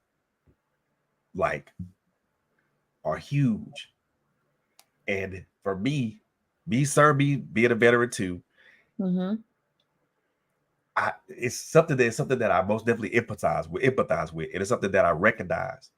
And it's like too many of us as vets, they deal with a lot of this stuff. They come home, and they literally don't have a coping mechanism. They don't have coping mechanisms. And they can't show up for themselves because they don't know how to. Wow. Because they don't know how to cope with all that. And it's like, what can we do? And this what I'm saying is the question I'm about to answer is a wide swath question. So it goes to veterans, it goes to men, women, and kids alike. What can we do as parents, as teachers, as members of ministry? What can we do to encourage the people that we care about, the people that we love, the people that we want to see prosper in this world? What can we do to encourage them to to begin to show up for themselves. We can. Wow. What can we do to do that? We can give them the tools. We can give them the blueprint. Mm-hmm. We can lead them to water, but it's up to them. It's ultimately it's up for them to decide if they want to drink from the river. Let's address these two comments from brother. First, he said, too many of us have turned To drink, drug, and Lord knows what. Yep. And then he said, dude, war is ugly. You see the worst in humanity, but you're tested to try to see the best in it, despite of what you've experienced. The drinks and the drugs show up for them. Real talk. Wow. Yeah. Wow. Men also being told to be a man or suck it up. Sinet. So tired of hearing that. So sick of that. I'm so tired of hearing that. You a man. You supposed to be. What? You're a human being. You're a human being, and you're in a whole human experience. That's having a problem. That is that rhetoric and that ideal, that system of thinking is what causes some men to feel as though expressing themselves, feeling how they feel, sitting in their own feelings, emotional intelligence. Yep. People say that's feminine. That's for girls. That's a lie. That's why people, many From of the us, pits of hell. Now, that's wrong. Stop doing that. Even as you raise children, stop raising a little boy that got hurt on the bike. Get up. Don't you cry. Don't you dare. But you baby little girl. Come here, little shoo. My baby girl got hurt. Bad bike. I'm gonna beat that bike up. Hurt my baby girl. But the little boy, arm broke, 2 fingers left on the ground. Put some dirt on it. Put him in a Ziploc and come on. Put some dirt on it. No. Let me tell you, LHG. That's a whole problem. That's a whole system that needs to be demolished. If you look, I'm gonna put this out here for y'all. If you watch the check-in video, the check-in show that I did, ask the question, who taught us? Ooh. As men. I'm gonna tell y'all what this is right now. It's we as men and women. Mm-hmm. And I'm saying both of us because it is on both of us. We have this distorted, and I do mean distorted view of manhood. Yeah. And it comes from what we were or were not taught from our fathers. Mm-hmm. Social media. Yeah. Also what we've experienced as men.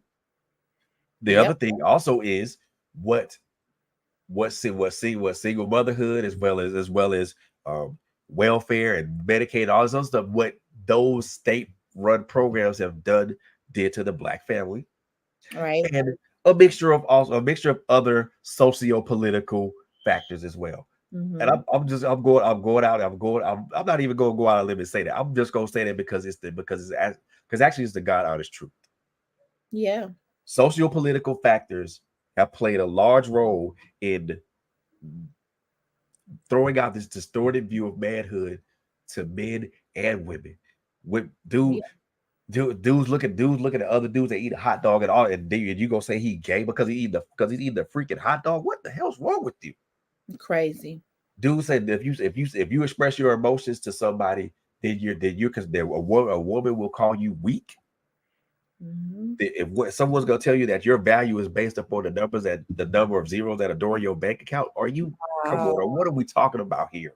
Wow.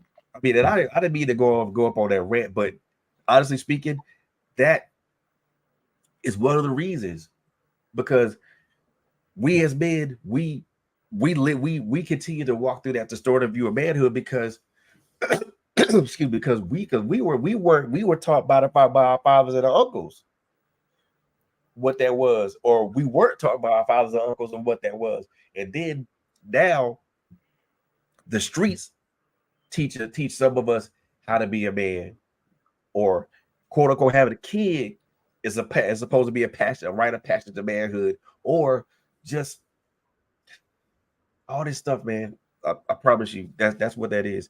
And when we press into all those things, That's not showing up for yourself. Showing up for yourself means that Let's get to a couple of, comments. Men are expected to compartmentalize their feelings. Gender roles: men take out the trash, girls in the kitchen. And then you got this one right here. It is taught our society that they, probably meaning women, don't need a man. We do. That we has need been the we need each other. age old discussion. We You need each other. don't need, but you out here posting that you want a man so bad. Lord, But we need each Father, we need send each me a other. husband. Send me a man, Lord. But I don't need him. What you gonna What Well, kind what of you gonna do then? Isn't that crazy? What You you are don't need needed. to, you don't need to do, but what you gonna do? You are needed, brothers. You are needed. You are.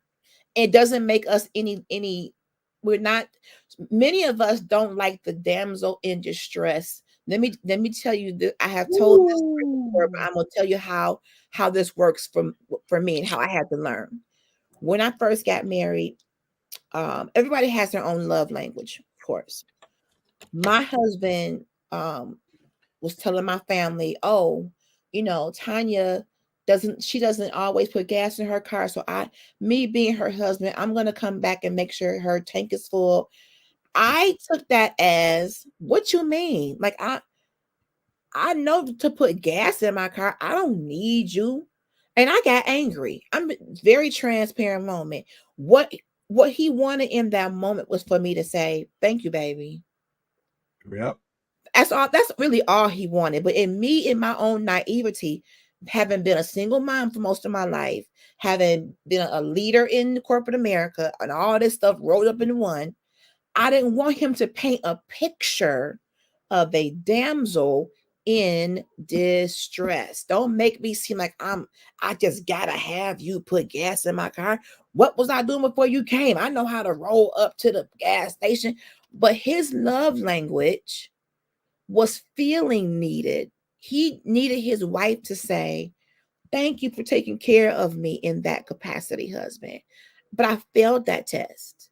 I had to do better with that. I was so bent out of shape over the picture I thought he was painting, this woman on the side of the road. Oh, help me, please. Help me, big boy. I need help. No, that's not what he was trying to do. Right. I took it that way. That was in my own mindset. And we had a big argument about it. He couldn't understand why that was an issue for me, because my mommy taught me, you don't need no man. Now, she had 3 husbands. Go figure. But you don't need no man. Have your own money. Have your own this. And there's nothing wrong with being independent, ladies. But you can't in one breath say, God, give me a good man. Right. And then he gives you one and you keep telling him he's not needed. Boy, That's that not gonna work. that if you bet the bet what two ways to break a man in two. Tell him he ain't needed, and tell him he'll never see his kids again. Woo! You're trying to make this a whole series. That's a whole listen. Yes, We brother. He wanted to serve me, and he took pride in doing that. And instead Yep. of me realizing that and saying, honey, thank you for what you do for me, I missed the mark. I Yep. did. Showing up for ourselves means understanding where we are Yeah. in this present dispensation. Yeah. We have to understand where we are in this present dispensation, where we are emotionally, where we are physically, where we are spiritually. Mm-hmm. Yes, brother, that's true. Yeah. We if we have to understand that if one of those things is out of whack, if one of those things is not in the proper alignment, then we got to fix it. Yeah. We got to fix it because, we've been talking. Showing me, I didn't even get to any of the points that I had, but I mean, but if this is gonna be a part 2, but I can see that. but showing up for ourselves, man. This one of the things, and I agree with LSG completely and wholeheartedly. One of the most important things we need to do is showing up for ourselves, and we need to speak.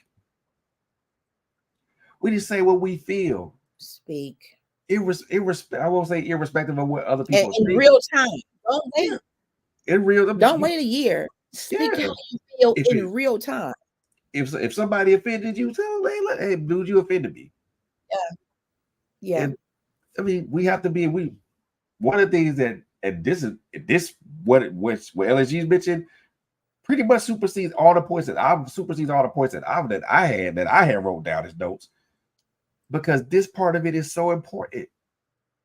Just the speaking, Speak just the talking, the communication. with love. We gotta be able to speak Yes. to each And let other me with tell y'all, this book that I've been reading is called The Body Keeps the Score: Brain, Mind, and Body in the Healing of Trauma. When you don't speak, your body is still recording. yep. Even And though you haven't told your story, maybe you haven't sought out therapy for the trauma you experienced, and you think you're over it. Your body, the ailments that we go through, some of the things that we deal with mentally and yep, physically are a result of us not giving a voice to what we've dealt with. yep, And that goes for men and women. yep. And I want us to come away from trying to attach gender to therapy. We all need it. Not gender specific. Not We gender all specific. need it. The trauma that my brother mentioned from being in combat, when people come home from that, there needs to be a special care unit in place where they can go right in. Let me get you prepared for the world, Yeah.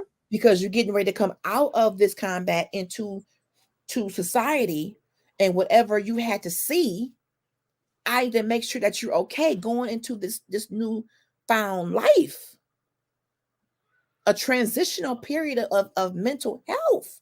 So Yeah. I would challenge y'all.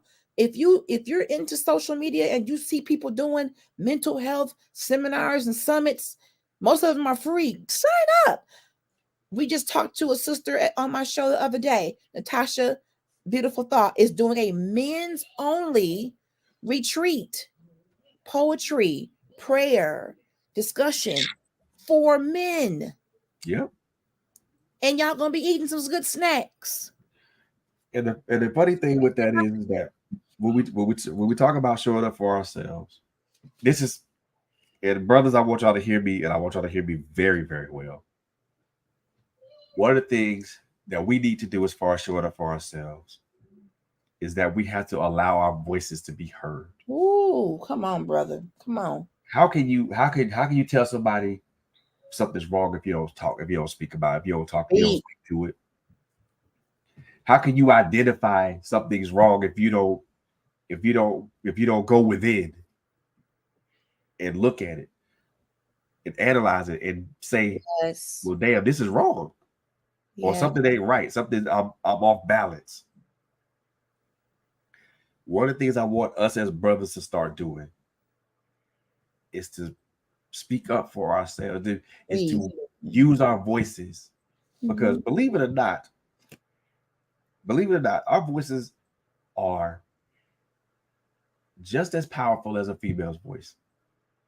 Yes. In some cases, much more powerful, I agree with that. because you normally when a man speaks, it's like E.F. Hutton. Everybody listens. Everybody listens. It doesn't matter who. It doesn't matter. Everybody's gonna hush and they're gonna listen, because they feel that, you know, they feel that what you have to say as a man has promise, has value. Mm. We have to tap into that part of it, because when we don't talk, when we don't speak, when we don't when we don't show up for ourselves by not speaking, Wow. our body's gonna keep the score, and we're gonna suffer. We're gonna suffer physically. We're gonna suffer mentally, and we're gonna suffer spiritually. Yeah. We gotta do this.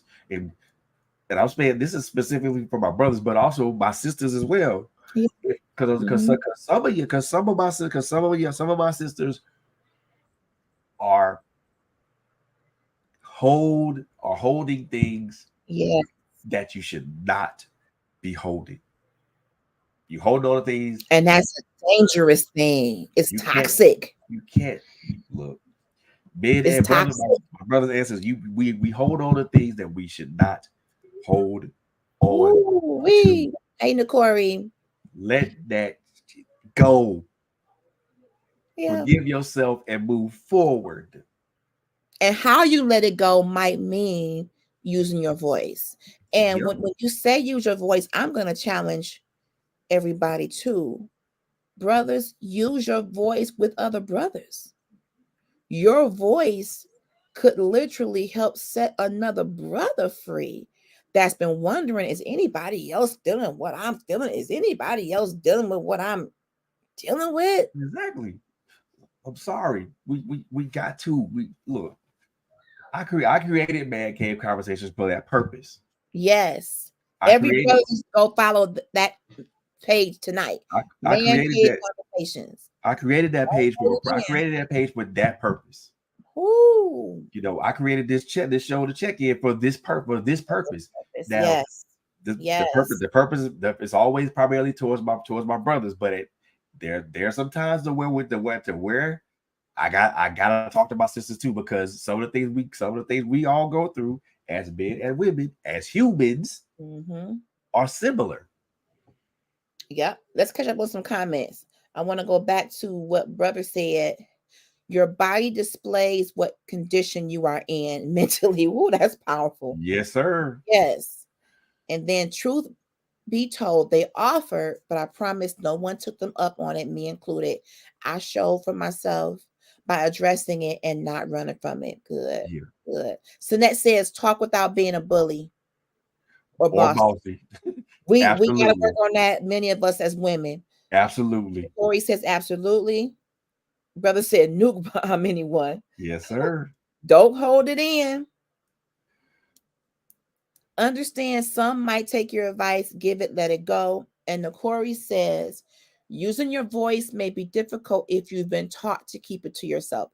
That's the thing. We have been indoctrinated over the generations that silence is golden. Yep. When silence for many of us is turning fatal. It's becoming a disease in itself. The silence, we're holding on to so much toxicity, so much pain, so much unforgiveness, so much bitterness that we can't even have a decent conversation with each other because we blowing up. There's just so much in our head that needs to be released. Jesus and therapy, Biggie size. Thank you very much. Yeah, and the thing about that is, and this is what I said, the Corey, I mean, just like I said, the untreated infection, and that is literally taking people, literally taking people out. People are deleting themselves. Yeah. Because they feel that whatever they say won't be heard, or that their voice doesn't matter. Well, I'm gonna call BS. I'm gonna call BS in that, because I'm gonna say this, and hear me well, brothers and sisters. Your voice matters. It does. Even in your own relationships. If you are dealing with someone that makes you feel as if your voice doesn't matter, your opinion, your experience, that can be friendships too, not just romantic. If you are dealing with people who minimize who you are, who minimize what you bring to the table, that's not a good setup at all. That's a disaster recipe. That's in a relationship, whether it's a romantic love or friendship love, each person should be free to be all of who they are, without restrictions. They are. Right, uninhibited.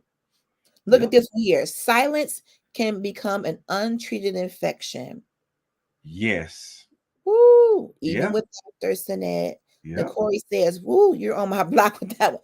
Nakori, at 48 years old, I've learned to carefully evaluate my connections. Some of us have not stood up for ourselves because who we're attached to muzzle us. They're muzzling us. because they want their situations to matter. They're taking priority.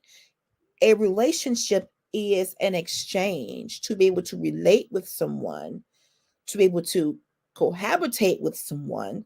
Yep. There should be an exchange, a dialogue, communication, sharing, Always. caring, a constant back and forth, back and forth, back and forth. So Yep. if you're dealing with someone where and you don't feel as though you can be you and be free to be you, I challenge you to evaluate that connection. And you have to reevaluate those connections. Evaluate it. Yes, our voices matter. Stand Stand on on it. it. Stand on it. Yes. Yeah. Stand on to stuff like Stand my on brother said. Stand on to the coffin. I'm gonna stand on mine to my casket drop. Trust me, it. because Stand on it. and the other thing that I'm gonna say was this: don't be don't be don't worry about what people think after you speak your truth. Right. It That's shouldn't why it matter at that shouldn't. point. Don't worry about what they think. It's your truth. That's right. It ain't nobody else's truth. It's yours. And Right. if they acknowledge it, okay. If they don't acknowledge it, that's still fine. Be okay with folks not always acknowledging or recognizing your truth. Because guess what? There are some people out there that just really don't give a damn about you or anything that you go through. Hell, they don't even give a damn about themselves. So what difference would it make for you to say anything to them when they don't care? And showing up for you might mean encouraging yourself. When you get up in the morning is my time. How you command your day, what are you saying to yourself? First of all, can you even look in the mirror at yourself and not be disgusted? How about that? Many of us don't even want to look at ourselves. Because we don't like, because first of all, we don't like what we see, but to me, beauty is manifested from the inside out. Oh yeah. Not the opposite way around. Oh yeah. And maybe you need to hear your own voice speak life back into your ears. Yep. Your own voice is powerful to yourself. I have to hear LHG say sometimes, there is nothing that's happening to you today that you and God won't be able to navigate through together. Exactly. Out loud, audibly. Speak life. Speak life into your situation. Speak life into your day. Because your day gonna go better when you speak life into it. Yes. What are the things that what are things me and Monica used to do that we don't do anymore, that we're going to do more of now, is that when we talk to each other in the morning, we pray. We prayed together. Mm-hmm. We haven't done that in a while. And I think because both of us have been so enamored in what we've been doing that we completely forget about it. And we have to have that. You have to have that. You have to include that in your life. I like that. I feel like this. I'm not an overly spiritual person or anything of that nature, but I recognize that God is real. Yes. And that when I have my conversations with him, as infrequent as they have been lately, when I do have my conversation with him, I feel better. My day goes on, and there's not a lot that rattles me. And I'm admitting that I don't talk to guys as much as I should. Okay. So my conversation with him have been quite infrequent. And that's me. I admit to that. And I think the other part of showing up for yourself is knowing who you are, but also knowing whose you are. Absolutely.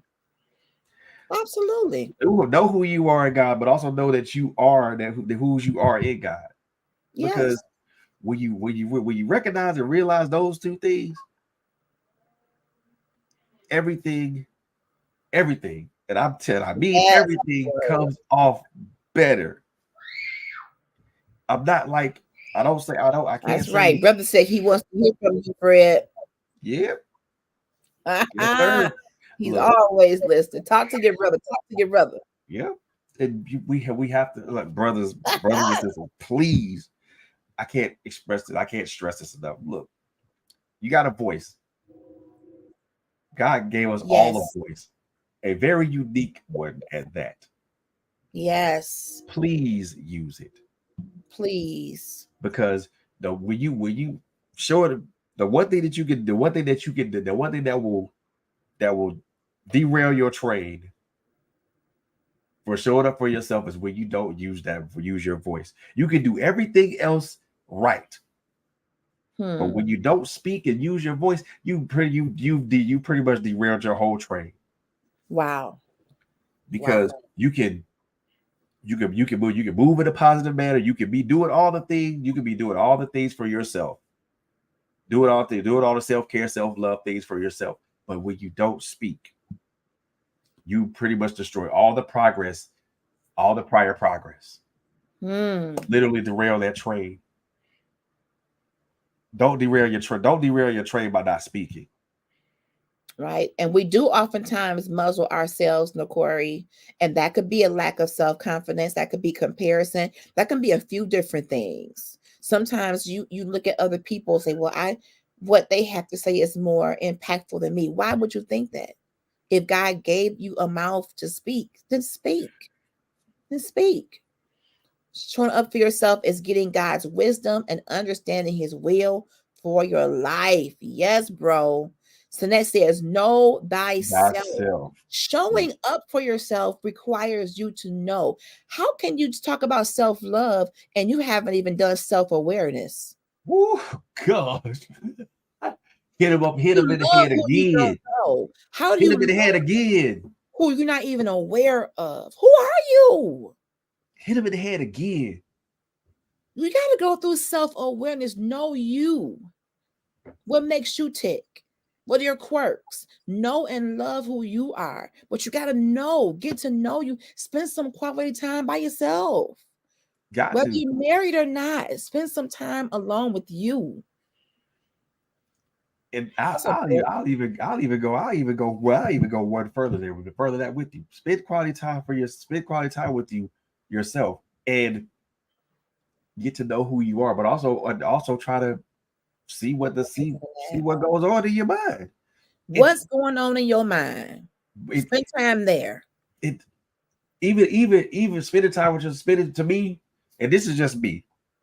Spending time with yourself means understanding every aspect of you, emotionally and mentally, and physically, even if it hurts. Yes. Whatever, even if it hurts, if you go back to all those things that happened to you as a child, speak to those areas, even if it hurts, even if it brings tears to your eyes. And you may need to write. Some of us, journaling, writing is an outlet.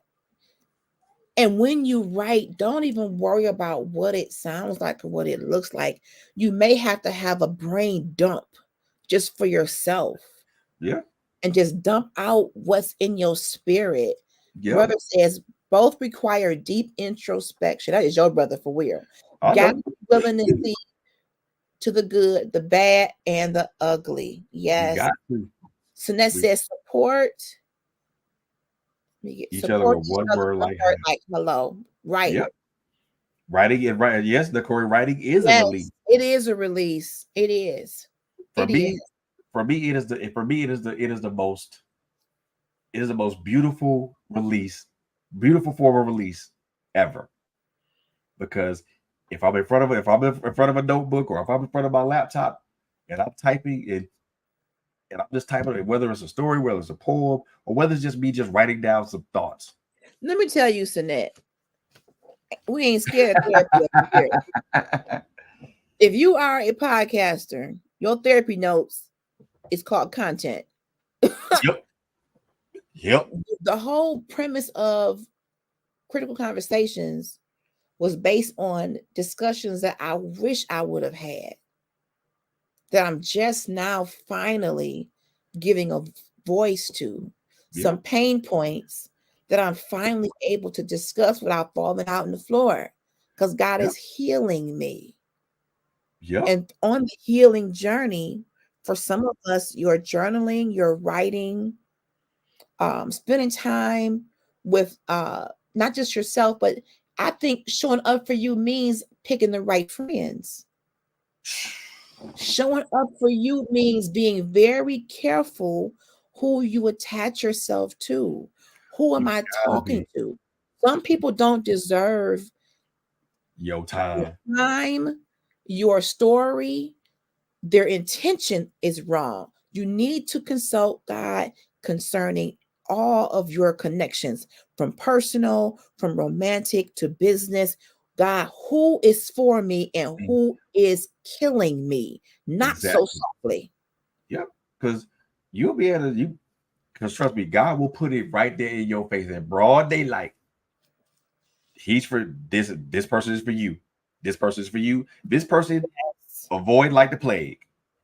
Listen, he will reveal that Yep. discernment. Yes, I don't want to spend any time in the company of people who pretend to like me, but behind my back, they are killing my name. Yep. I don't want it. I you don't want it. because me, I don't want to be, I don't want to be that old, I don't want to be that sheep in a den of wolves. Wow. All I love don't ain't good love, Sinette. Better know it. Let the Holy Ghost speak I do for you. not want to be that sheep. I do not want to be that sheep in a den of wolves. Mhm. Because I know what I know what those wolves gonna do. So in our girl chat book club, the book that we are reading, Girl Mogul, it says, find friendships out of inspiration, not desperation. Woo! So if the desperation that you are experiencing is attracting people to you that are not for you, then that means you got to be careful of what you are giving off in the world when it comes to friends. I Showing don't up want where to be you so desperate that I'm letting anybody in the gate. Just y'all, come on, I need everybody. No, no, no, no. Showing up for you means to be selective. who are you attracting? It's selective with who you are talking to, spending time with, sleeping with, cohabitating with. Be selective. Who are you allowing in your orbit? Ooh, we Who are you allowed in your orbit? That's showing up for yourself too. stop Because giving out the password to just any and everybody. yep, Everybody can log into you. yep. Who are you allowed into your orbit? Come on. You said you're only and I'm just this is just me, y'all. There's only supposed to be a select people that is allowed into your personal orbit.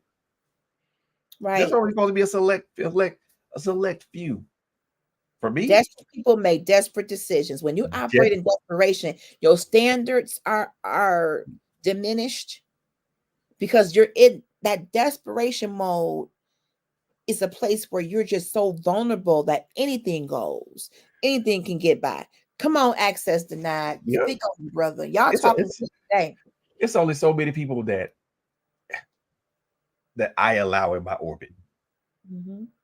It's everybody else is outside of that because there's only a few people that's going to be allowed in my orbit because these are people that I've broken bread with and they've broken bread with me. These are people that I trust implicitly with my life, and I trust and I trust them, and they trust me with their life. These are people who I've taken the time to cultivate true and lasting friendships with. These are Mm-hmm. people that remain in my orbit. If you're not one of those people, you will not you will not be in my orbit. You won't even enter my solar system Right. because if you don't operate up on those principles, you're not even going to be allowed. I won't even let you enter my solar system. And And so even that you should be picky. You can't have any and everybody around you.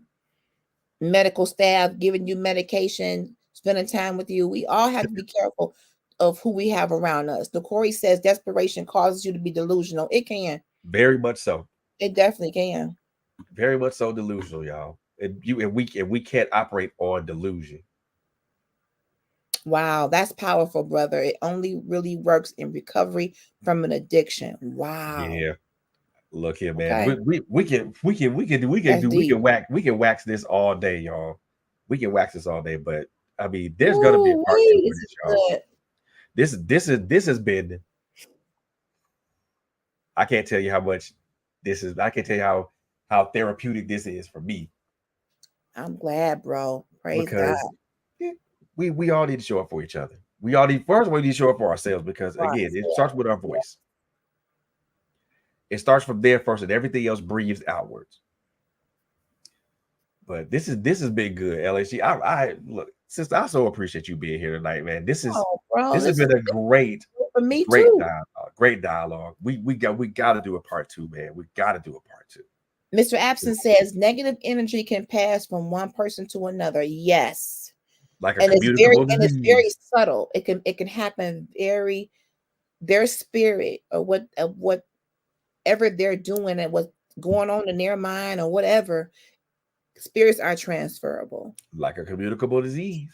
Yep. Look This here. is good, bro. This Yep. is really, really good. So look here, y'all. Girl chat was in the house. I wore my pink for girl chat. Look at that. Look at that. Let me tell you something, man. Look, so this has been wonderful, y'all, man. Cedric, I appreciate you coming on, man. Devontae, Sedette, the Corey, everybody that showed up tonight, man. We so appreciate y'all. We really do appreciate y'all for chiming in and meeting us in the chat and interacting with us. Oh wow. Yes. Go get that taken care of, bro. Bro, thank you for being in the room. Thank all of y'all. I want y'all to keep sharing your experiences. To me, yes, that confession breeds healing. It does. You get a little bit more healed when you express your experiences. Look here. You like my pink, bro? Yes, sir. Yes, sir.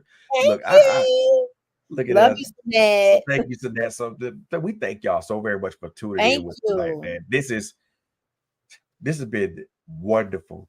I hope that everybody that's listening or was watching tonight, that you got something from this.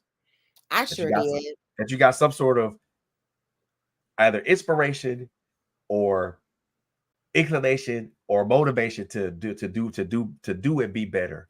Not just primarily for yourself, but for the people that love you and care about you and depend on you. Love you too, bro. Y'all got homework, brothers. Go follow Man Cave Conversations. Please. Sisters, and thank you. Follow Girl Chat Weekly. We need our own communities. We're gonna have these kinds of coming together conversations, but you also need to have your own communities. Brothers, y'all need each other. Your experiences weren't just for you, they're for others to glean from them as well. So sometimes we got to have our huddles, our girl huddles and the man huddles. So, and don't forget the event that Natasha Ane is doing. If you are in Michigan, in the Detroit area, I'm gonna put it on the page. She's doing a retreat for men. It's only about 2 hours long. It involves poetry, discussion, some food in your own space with just the brothers. And I would love to see y'all buy these tickets up. Trailblazers turns 3 this year, everybody. What? Yep. Next week. Come on, next week. October 12th is our 3-year anniversary show. We need to see you in the house, 9:00 p.m. If this network and these podcasts have blessed you in any way, come on in and let us know. And Critical Conversations turns 1 on Trailblazers on the 29th, and we're going to celebrate the 28th. So come on through. We got some good things coming down the pipeline, y'all. Keep rolling with us. Subscribe on YouTube, follow on Facebook, share the podcast, tag people. We want to keep doing this. The more that we express ourselves and the more that we share our experiences, I just believe God uses that to heal us just that much more. Yep. Just that much more, and to give you the encouragement to just keep going, just a little while longer. Hang in there; it's gonna get better. I promise you. Thank you, brother. We be celebrating some good birthdays. Yes, indeed. Yes, indeed. Thank you. We love y'all, man. We look. I can't. Me and LHG can't. The words escape me because every time I sit in front of this microphone or in front of this camera, I do my best. I think LSG could attest to this too. We pour out and we pour out our all here on this thing, on this platform, y'all. We We do. do. And for me, I leave, you know, I'm like someone who plays sports. I leave it all on the field. Look, we are the Mary J. Blige of podcasting. We Hey, need it all on the stage, baby. yep, everything. Because if we didn't do that, nobody would be affected. True. Nobody would be inspired. Nobody would be motivated. Nobody would be inclined to make changes. That's right. And all it takes is one act to make a change. Yes. So in closing, take that action today, tonight, tomorrow. Don't wait till tomorrow. Take that action now to make a change, to be a better man, to be a better woman. Do it for you primarily. Yes. Then everybody else see the better person that you are, and they'll gravitate towards you. Hi, Minister Derek. My brother's in the room. So my thing is like, look, we love y'all. We love y'all to life. We love y'all to live. We and do. we are gonna get up out of here, man. What you got anything going on with Critical Conversations on Saturday? Yes, I'm not sure exactly what, but stay tuned. I will get the word out what we're going to be talking about this Saturday. We are leading up to the big celebration, so we'll have to make it something fun. So there you go. Stay tuned. And Girl Chat, we still have our book club every Sunday at 6 p.m. We are reading Girl Mogul. It's an amazing book too. If you just coming in, once we end, go back and catch the replay of tonight's episode. And share it and get some nuggets from it. This has been an amazing time. Thank you for this, brother. You're welcome. Look, if y'all missed yesterday's show, I'm sure y'all missed a good one. Y'all missed a real good one because it was a great show last night. And also, man, tune into the Authors Alley on Friday. Now the guests that I had were going to be the visionaries of television productions, where they were going to talk about their new play, God Knows West. However, something came up. So we got I mean, I want to thank Rashad Johnson for coming in at the last minute and taking the opportunity for me to bring him in the Authors Alley so we can talk about his writing journey and his book. Y'all are gonna like this because I ain't gonna tell y'all that. Y'all just need to tune in because it's gonna be good. I promise y'all it's gonna be good. But look, we just spoke enough, man. I need to take a large sip of water, and we gotta get up out of here, man.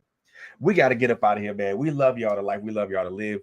Y'all y'all have a wonderful, wonderful Wednesday evening, and y'all enjoy the rest of y'all week, man. We love y'all. We will see y'all in the next one. Peace.